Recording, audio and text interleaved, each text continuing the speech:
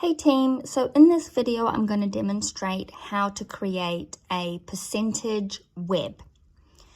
As you can see right now, I've got 40 and that's the number I'm going to work with. 40 is my base number and 40 is 100% 40, 100% of the number. So I'm going to use this web here exactly to create this web. So I'm going to start by finding 10%. And I can do that by dividing this number by 10. So 40 divided by 10 is 4. I can use that number to find out what 20% is. So 10 times 2 is 20.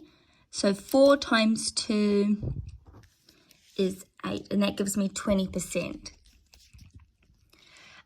I can then also find 1% using 10% as well.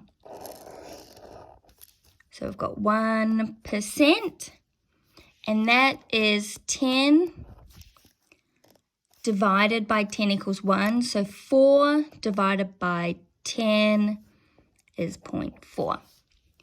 I can then use that number to find out what 5% is. 5 times 5. So 0.4 times 5 is 2. I can then use that number to find out what 25% is. 5 times 5 is 25, so 2 times 5 is 10. And this is where we can put it to the test. So if I want to find out what 50% is, I need to divide this by 2. So that is 20. And 25 is half of 50. So 10 should be half of 20. Yes, it is. So that's how we know that that works there. There's other ways that you can make connections. So 40 divided by 5 should be 8. Yes. 40 divided by 100 should be 0.4. Yep, that works out. 40 divided by 20 should be 2. That also works out.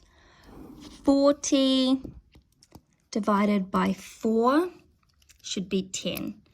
So this is my percentage web for 40. Now I can actually use this information to find out numbers that are not on here. So for example, if I was given a problem that asked me to find out 26% of 40, I can use what I know on here to make up this number. So I could use 20%, which is 8, and then I could think about what else do I know. So I know that 5% is 2. So this is 20, this is 5. So I've got 25 and I just need one more. And I know that 1% is 0.4. So then I would just add all of these up. So we've got 10.4.